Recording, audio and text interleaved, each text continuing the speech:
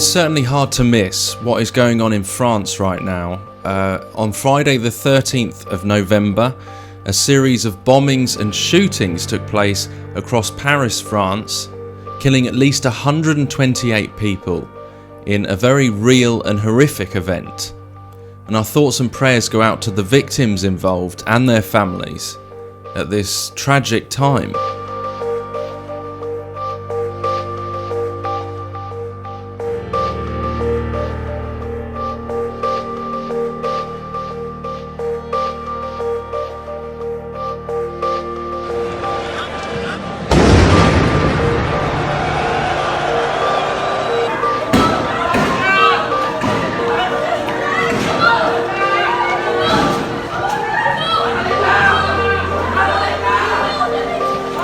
Tente de pénétrer dans le magasin.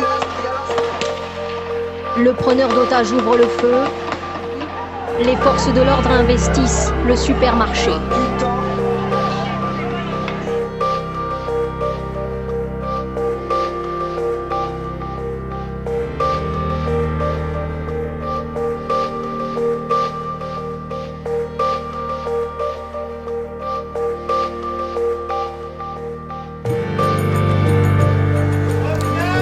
You know, it's rather difficult to watch this footage. It is quite simply horrifying, and I can't imagine what it must be like to be involved and around incidents like that. And our hearts certainly go out to those in Paris. A lot of people across the world are thinking and praying for the victims and their families and those in France. And I can certainly see in the times that we're now living in that ISIS is fast becoming the next Al-Qaeda. It's almost like we're being in that familiar stage around 9/11 that Al-Qaeda were being presented as a scapegoat. And it certainly feels like there's a lot of propaganda going around. And I've seen over and over this year, 2015, certainly in the UK papers, that they're pushing the fear of ISIS in London, ISIS flag seen near Big Ben, and certainly it all comes down to a spiritual battle at the end of the day. Our battle is not against flesh and blood. These are the times that we live in, and we should know this because it's all written in the Bible. It's all been prophesied, and therefore there is no fear because nothing goes beyond our God, our living God, and everything is written. Now, in hindsight of this event, and certainly with what we look at here on the RSE channel, with the signs of the end times and the spiritual significance of things that are unfolding in this world, it certainly struck me early on that one of the biggest massacres of this terrorist attack took place in the gig for the Eagles of Death metal band. On a side note here, as you can see, it's got the usual Saturnalian Baal worship symbolism.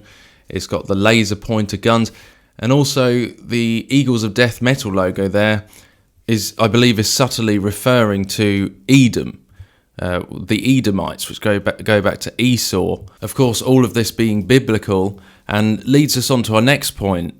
There's already hints of this being linked to Syria and all linking to an Islamic caliphate.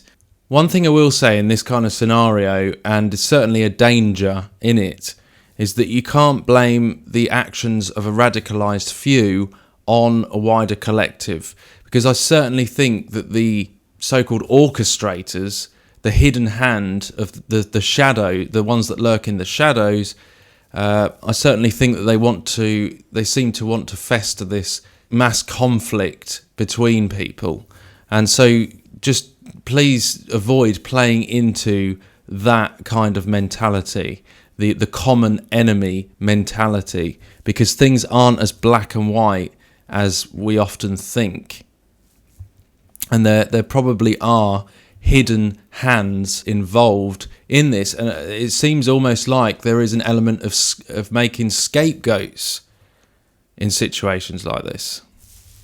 So it'll certainly be interesting to see the way this plays out in the coming days, weeks and months. Firstly, politically, whether this will be used to further the cause of gun control or to enter into Syria. But if it is, if this is used as a basis or a grounding for these agendas, then that doesn't take away, it doesn't mean ISIS are any less real or any less radicalized, or that they aren't indeed persecuting Christians for real in the Middle East. Because believe me, they are, and they want a caliphate. And also spiritually, prophetically, in the Bible, we're certainly told in, for example, the book of Isaiah chapter 17, "Behold, Damascus is taken away from being a city, and it shall be a ruinous heap." And the book of Revelation chapter 16, "And the sixth angel poured out his vial upon the great river Euphrates, and the water thereof was dried up." And of course, the river Euphrates runs through Syria. Already it seems to be being used to further the squeeze of the police state, which we shouldn't really be surprised about by now because it happens very often. But as well as France closing their borders, other countries have increased their security, including the US, and there's been talk of soldiers on the streets. Britain set their terrorist level to attack imminent. But as I said, there's no fear. There's no fear because we actually have a hope that is above all hopes of any of the darkness that is going on in this world, because Jesus' kingdom is not of this world. And we have a hope in heaven that goes beyond what you see before your eyes. State of emergency will be declared throughout the country. The second decision I have made is the closure of the borders. We must be sure that nobody can enter to commit whatever acts they may wish to, and at the same time that those who have committed these crimes can be apprehended if they are trying to leave the country. We will redouble our efforts to wipe out this poisonous extremist ideology, and together with the French and our allies around the world, stand up for all we believe in. I've just chaired a meeting of COBRA to review the security situation here in the United Kingdom. The threat level is already at severe, which means an attack is highly likely and will remain so. The terrorist aim is clear. It is to divide us and to destroy our way of life.